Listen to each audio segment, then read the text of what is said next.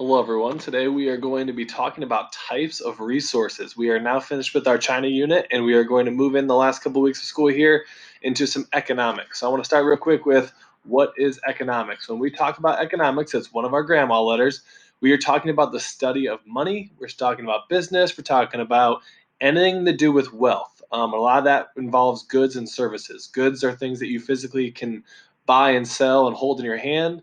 And then services are things that people do for you that you might pay for. So you might pay for a massage, you might pay for a haircut. So those would be services. So when we study economics, we're really just studying money and business and anything revolving around those two things. So some fundamentals questions of economics. There's three major questions that pretty much everything around economics revolves around. So the first one is what to produce. So if you're a business, you need to figure out what you're going to sell. Right? It's pretty obvious. The second one is how to produce it. So if I want to sell something, I also need to figure out how I'm going to sell that. How am I going to make it? And then the last one is for whom to produce. This is your audience. So if I am selling sporting goods, I'm probably going to be selling mine towards athletes. Or if I am selling instruments, I'm probably going to be selling my product for whom is going to be my music people, right?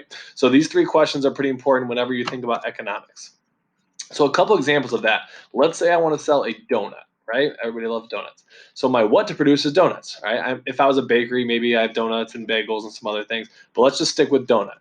How do I make it? Well, first I'm gonna need some ingredients, right? So I'm gonna need some flour, I'm gonna need some yeast, I'm gonna need some sprinkles if I want some good donuts. I'm gonna need some type of equipment, right? I'm gonna need a fryer, I might need a spatula, I might need tongs, things like that. And then I'm gonna need a person to make it, right? I don't really know how to make donuts, so I'm gonna need a human, a person to help me make that. So maybe a chef or a baker of some sort. And then for whom am I producing it? For this one, pretty much everybody, right? Kids like donuts, adults like donuts, Mr. Everett's like donuts.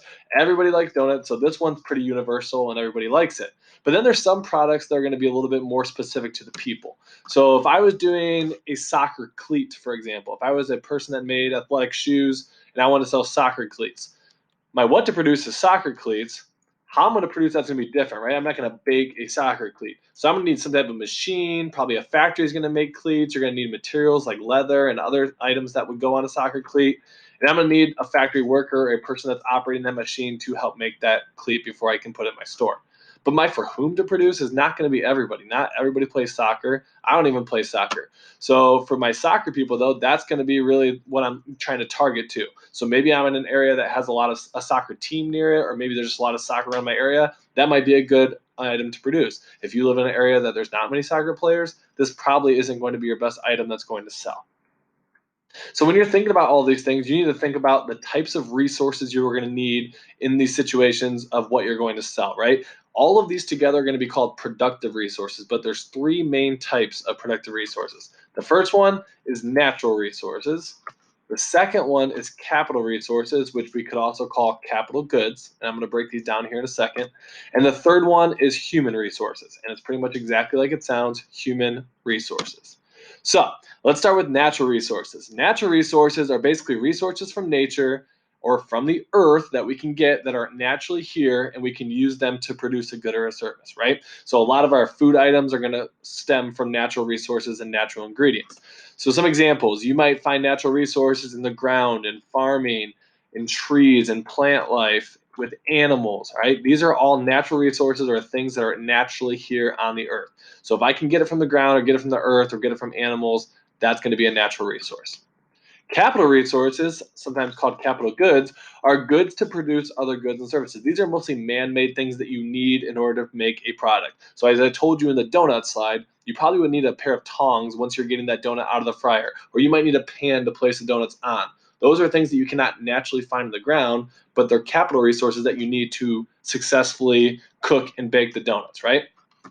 So example of these are machines, like a sewing machine if you're making clothes, or an oven if you're making donuts, or a fryer. We've got buildings, we've got factories, we've got tools. So like physical tools that you might use if you're a construction worker, or food tools if you're in a bakery or a restaurant, things like that. And then the third type of resource that we have is a human resource. And like I said, it's exactly what it sounds like. It's humans that are involved in producing goods and services. So it's people who provide labor and work to produce goods and services. So if you are a person that's selling donuts, you probably need a baker to sell those donuts, right? So examples of human services or human resources, we have teachers, we have office workers, we have firefighters, we have mechanics and plumbers, right? These are all humans that are doing a service for you, or humans that are involved in some type of good that's being made. If you don't have the human behind it, you're probably not going to have the product. So let's think back to that donut example that I used at the very beginning. Think about all of the resources that are involved in the making of a donut at a bakery, right? Natural resources, you need flour, you need egg, sugar, yeast, butter, sprinkles, things like that, right? Sprinkles probably wouldn't be natural, but all those other things I listed are. So flour, egg, these are all going to be things that we can use from earth or things that can be grown into the ground. Capital resources or capital goods, you need fryers, you need tongs, you need a sprinkle shaker, you need a frosting spatula. I can't dig up a frosting spatula, right? But I can get that and I can use that man made capital resource to help me make my donut. And then the last thing, human resources, right? I need a baker. I need someone to make the donut. If I'm at a bakery, I might have a cashier. So these are humans that are involved in the process.